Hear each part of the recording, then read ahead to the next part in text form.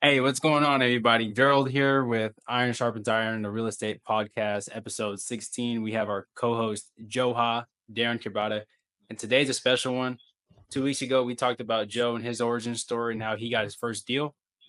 Last week was my story. We're able to share a little bit about myself and how I got my first deal and how I got into real estate. And today, last but not least, it's going to be about our guy Daren Quebada, the transaction engineer. What's up, Daren, everybody? we're excited to hear. Daren, we're excited to hear your story, brother. We want to know a lot about you, bro. Through the 16 episodes, everybody's known that you're the guy that's carrying the torch for us, bringing home the bacon. Now, without you, brother, I don't know where I'd be, but I will say this, man. You are the man, the myth, the legend, brother. Everybody, welcome in Daren Quebada. Let's I'm get kind it. of hurt by this intro being so much better than mine. That's such a great intro, bro. I wasn't expecting I'm all that. kidding. I'm kidding. I love it. Well, Joe, you cut off a lot of your from last time. That's true. That's true. That's true. Yeah, I am the editor. I am you the are the judge editor. and the jury and the Hmm. executioner. You are the creator, my guy. My guy. Well, cool. Well, go ahead, Joe. What questions do you have for this man? Man, let's start from the beginning. How did you get into real estate and what led you to this point? Yes, I've always had the entrepreneur spirit at a young age. Um, back in 2016, I was selling beer pong tables in high school. I would buy the 8x4 plywood for like 30 W- bucks. Wait. Were you old enough to drink beer in high school? No, but I could sell Beer paraphernalia. pong tables. Yeah, so we had 8x4s that I would load in my dad's truck. We would cut those right down in the middle, so it'd be 2x8 plywoods, and I would paint them. I would add legs. Each one of those cost me like about 45 bucks to make, and I was selling them for 80 a pop. I was selling it to my high school and other high schools in my area, and it would just be like whatever the design was. So Marvels, right? Someone's favorite basketball or football team. And that was kind of like my first experience as a entrepreneur. I didn't know it at the time. I was just I thought it was just a cool way of making money. Jump to 2016. My partner and we got our medical cannabis license to grow. Um, we found a facility out in here in California, or guys, probably in Hayward, probably. It was in Hayward, California.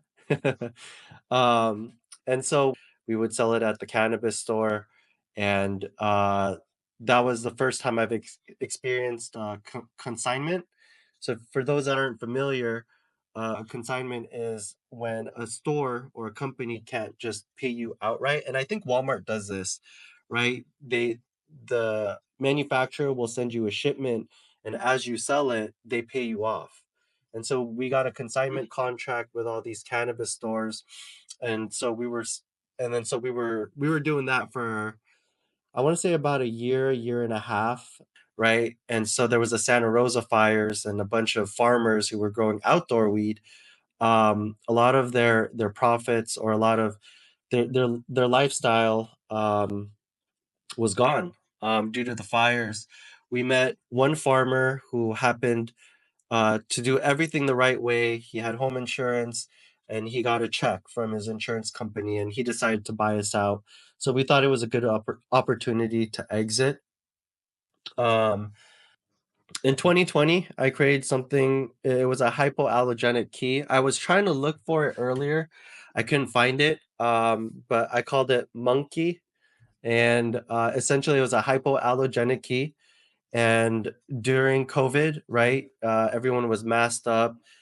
People were conscious about touching surfaces. So I had this little key that you could add to your keychain. So in case you wanted to open doors, or in case you wanted to put your pin, instead of using your hand, you would use that keychain. So that's where I really started learning about marketing, content creation, um, taking great photos and videos. It's where I learned about manufacturing, how to source products, how to create it, how to talk to vendors.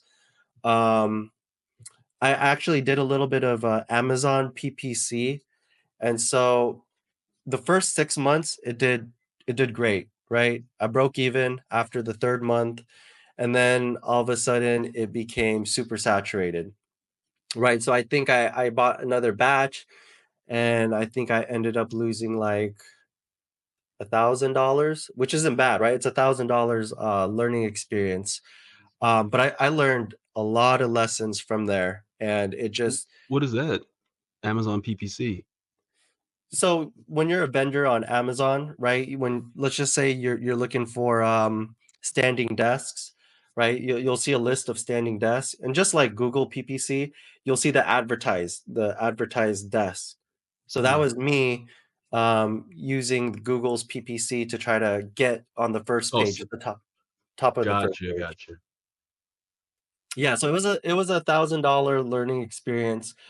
And from there, I realized, you know what? I need to do something a little bit more niche, right? I've always heard the riches are in the niches.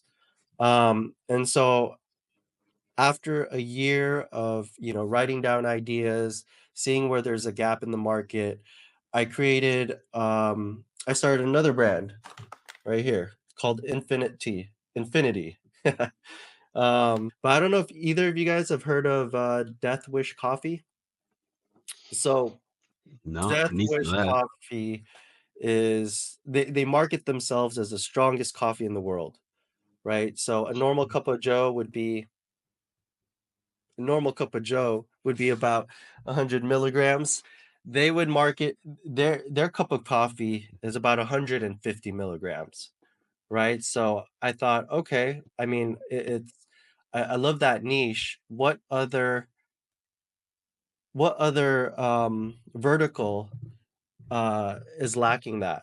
And I saw that tea. So I saw that tea was lacking that, and tea is the second most consumed beverage in the world. First being water. Typically, like we don't notice it here in the U.S., but everywhere else in the world, it's common. Let me see here. I wrote some cliff notes here. So I pretty much learned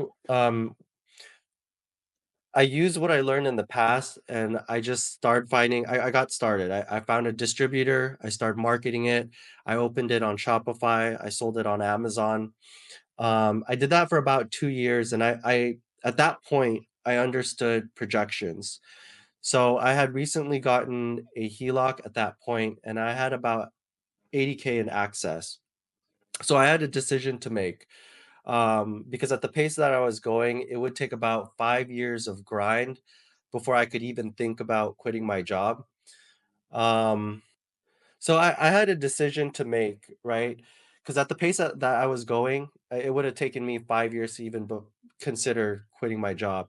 So on one hand, I could either use 50K, and I had a plan on using that on marketing, hiring a VA, having it out on socials, right? Or on the other hand, right, I was already dabbling into real estate. This was again, if I didn't mention it, this is 2021. I knew that I knew better than to be distracted, right? There's the shiny we hear about it, right? The shiny object We get syndrome. it sometimes. And I knew that it was a distraction, but just based on everything that I've learned up to this point about business, for some reason, I couldn't stop thinking about real estate. The mechanics of real estate, it was a simplified version of what I was doing currently. Like everything I knew from at that point, I was like, I just kept coming back to real estate. So I knew there was like a learning curve, but the amount that I could apply was almost immediately, and the effect that it would yield would be a lot farther and a lot faster than if I had continued with Infinity. So that kind of brings me to November of 2023, where I actually sold the last of my tea. I still have my only batch left. um, but just like the first two businesses, I did understand that I understood the marketing and what I had to do. I at that point immediately got a VA. I got a list and I started dialing. Shortly after, I get a Facebook message from Joe, and we immediately clicked. Right, maybe a month or two after I met you, Gerald. But yeah, I met you, Gerald, after about a month or two, and now all three of us we kind of understood what we brought to the table, and we unofficially partnered up. In March or April of 2024, I think we got our first deal that Joe found, which was roughly about a 70K assignment gross. And from there on, like we kind of locked up multiple deals. I think we've done about, I want to say close, if not about 200K in assignments. And, in a couple days, it's going to be my 1 year anniversary. And um, so that's kind of where I've been up to this point. Yeah, that's awesome, Darren. You've been getting after it from a young age, ever since high school, selling beer pong tables, all the way to the tea product. That's super impressive. Uh, you've always been like an early adopter of these type of things. It sounds like, as far as like making money and profiting in places where other people wouldn't be thinking.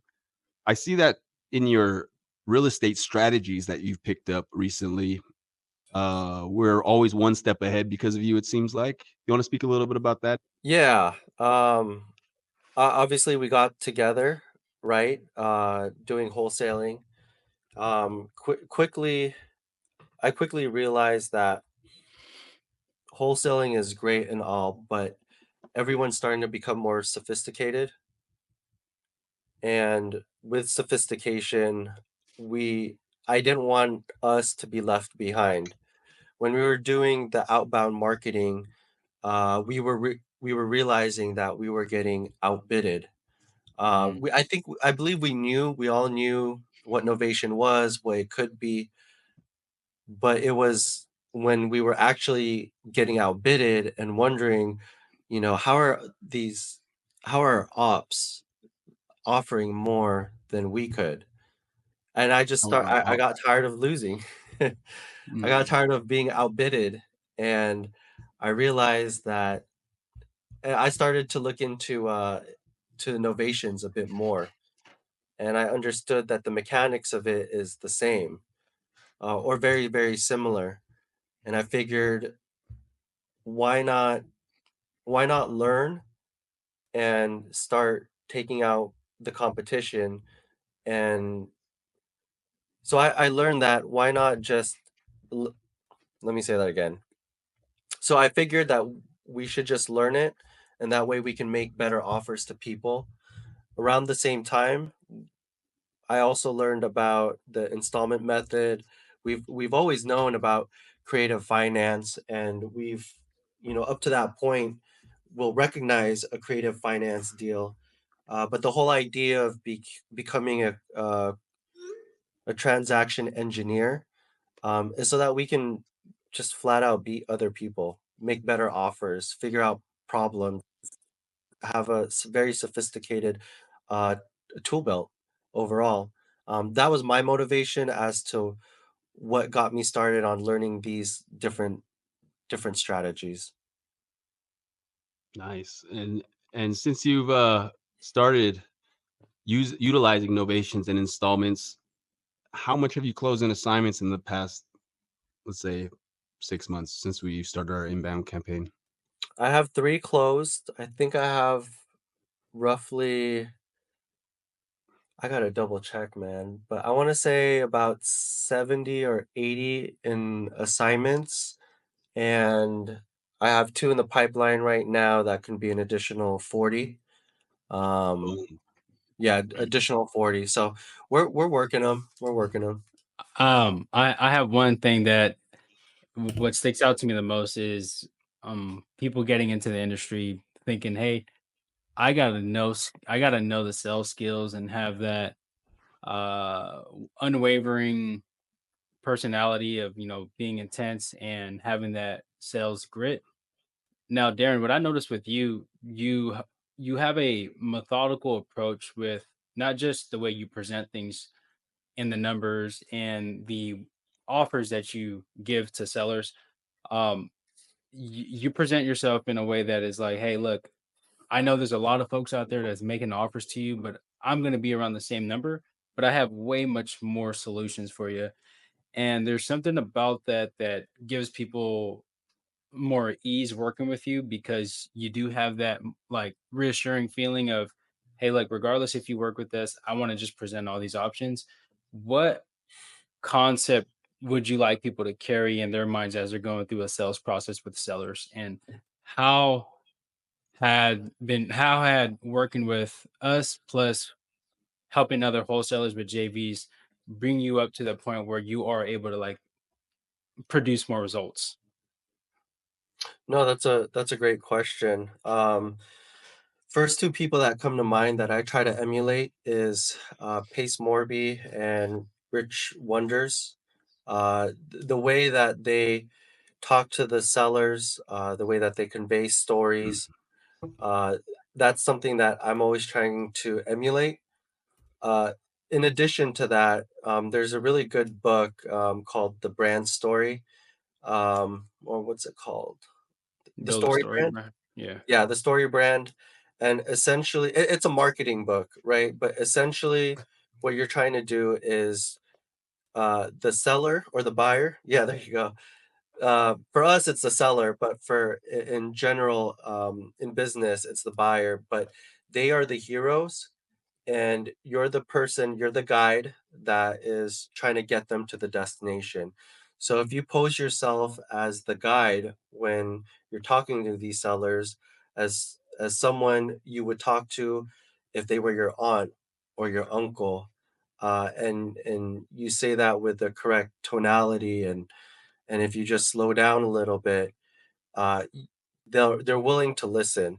And there's a saying, it's not what you say, but it's how you made them feel. And if you can remember that every time you have a conversation, your conversations will go farther. And you seem to not have that issue because you're very empathetic person. Whereas someone like myself, and this is what Laura has told me before. I'm not that empathizing, or it doesn't seem like I am. I just don't carry that in my personality. But for you, it clearly shows. You know how to connect with people. You know how to engage people's emotions and get them closer to making a decision based off of emotion. Could you dig a little bit? Could you dig a little bit more into that? My family has a resort in the Philippines, and a resort, hotel, Airbnb, those are all hospitality businesses. My family grew up, um, I being Filipino, a lot of my family members are are in the medical field, and you can argue that the medical field is in the hospitality business. Also, being in an Asian household, um, a lot of us would be living with our grandparents at one point or another. So, Mm, at a mhm. young age, I took care of my grandparents. My parents, being in the medical field, they always taught me how to have bedside manners. In addition to that, I also my W-2 is also at a hospital.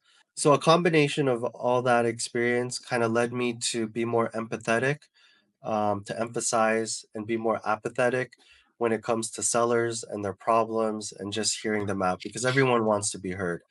And one way to diffuse a situation is by just hearing out the seller and just because sometimes all they need is just for you to listen to them. And so that's the approach that I bring is to just listen, be empathetic, and typically if it's the right type of seller, if it's the right type of seller, you can kind of guide them because again, you're a guide, right? They're the hero, so you're trying to guide them to their destination. So, Darren, tell us exactly when you got in and when you started making the calls, how did your first deal come about? Okay, let me start over. That was good. That was perfect. Okay, cool. Yeah, so the first deal that I've ever gotten in contract or the first deal we saw through the finish line. The journey up to getting to that Yeah, the journey. Okay. closed deal. Okay. Yeah, this was an outbound call. I believe I think Gerald, you were the first one that spoke to him. But regardless, this was an old gentleman. He's been an investor for a long time. He had a property to sell, and so we got in contract with the gentleman, knowing that it could be a little high, but it was the first contract, and so I was just over the moon when we finally locked it up. Um, when we started marketing it, though, it was too high by just maybe $10,000. Seller was not willing to renegotiate, which was okay, right? Seller, no foul, no harm, no foul. But being an investor, he had he eventually had another property for sale. This was a triplex multifamily. I've built so much rapport up to this point where he was willing to give us better terms than he would have for anybody else. Uh, Long story short, we didn't end up closing on that one. We would have tried to take it down ourselves. That was like a punch to the gut, especially with the strategies that we know now. Because with the strategies we know now, we would have been able to take it down. So that one still kind of stings to this day. Um, and then leading up to my first deal, well, actually, I'll talk about it. So, this was a JV from one of our junior acquisitions. This was a land deal. I was able to lock it up, and yeah, my buddy here, Joe, ended up buying it from us. So I was happy, but I got the proof of concept, which I was happy about, but at the same time, that was I felt like I had the guardrails on. Yeah, From the time I locked it up to the time that I closed it, the time I saw it through. And this happened to be an installment method. So my first official deal was an installment method. There were some hiccups originally when we started, right? I was looking forward to uh I think we were looking forward to like a 40 or 50K assignment due to it being a mobile home, and we had concerns of it not being detitled. And for those that don't know, detitle is when you add a foundation to a home, and other things that was not disclosed. I was able to get the seller down lower, but we were not able to put that on market, which we had hoped to do. So we ended up selling it to a cash buyer for about 20K. And so that was sweeter because that was start to finish. That was using a strategy that I wasn't that we've never used before in a state that is illegal to wholesale. Mhm. Joe had taught me really how to be more resourceful, but Darren, like you've taught me how to be more creative. Talk about that. Yeah, so it goes down to the last couple of episode. Your network is your net worth. Um, and when you have that outline in your let me go back. Love that episode. Yeah. So go back to the episodes if you guys haven't seen it, but essentially if you can have that mind frame that the people around you are full of resources, and I might not I'm definitely not the smartest person typically in the room, but I'm very resourceful. I'm constantly thinking of ways to figure things out. And when Elvis had mentioned that he had the installment method, I took note of that, right? Kept it in the back of my mind. And when we actually had a deal in South Carolina and I understood the mechanics of it and the power of, like, hey, we can actually offer them cash up front, and that we could use that to our leverage, or we could actually leverage that. But overall, when I'm talking to people or when I'm looking at things, I try to look at things at different angles. If I don't know the answer, where can I find the answer? So that's Hey, a great Darren, question. we're obviously on a trajectory path. We're obviously on a sloped path to success. We're obviously on a journey together, on a pathway to success. Where do you see yourself in 5 to 10 years? Or where do you see us or yourself separated from us? No, we'll definitely be working together. You Just gotta for ask that question one more time. Yeah, That so sounds, that sounds like Chat GPT Joe, bro. Like if I were to watch this, I'd be like, oh, that's Chat GPT Joe. I mean, Darren, there was no chat GPT involved, but so obviously we're on a pathway to success. We're moving forward, moving upwards. But where do you see us in about 5 to 10 years time from now? What do you think we'll be doing, and what do you think that looks like? One, obviously, we'd still be working together. I don't see us. I don't see in the immediate future where we would be away from each other. And the reason for that is we've accomplished so much in the 1 year. It's gonna be, well, a year for you guys, but a year and for all three of us coming soon. So that's one, Okay, right? fine. Two, What have we done? What have we done? we've done a lot in assignments, right? We've done a lot of assignments. We've met a lot of people. Um, Two, I don't know where we'll go from here. The machine that we're building, it's going to grow obviously, and that machine I'm hoping will continue, will be the drive for whatever venture we get into. Recently, right? Not recently, but we got together through wholesaling. We've scaled through novations, and I was telling you guys, right, when I figured about wholesale and novations, I had this. My spidey senses was going off. My spidey senses went off again over the week.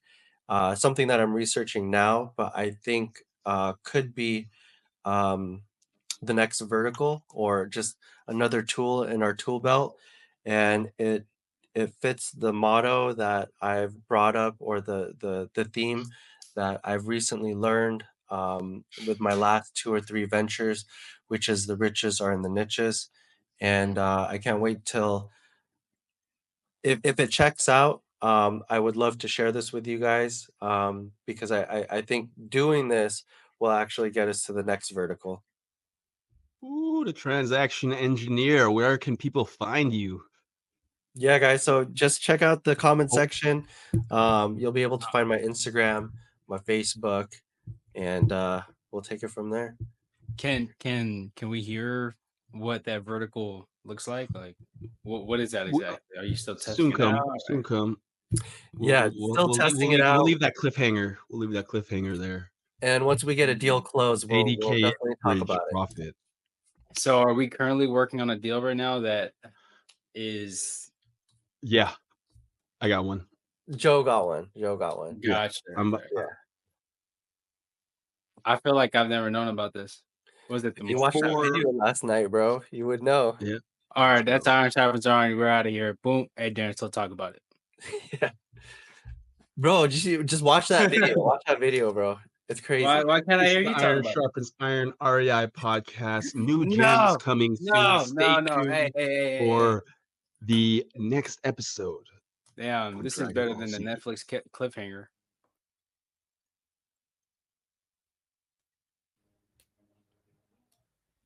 Nice, dude. Sick. Six, Six six, six. six six Sick, sick, sick, sick. six six six.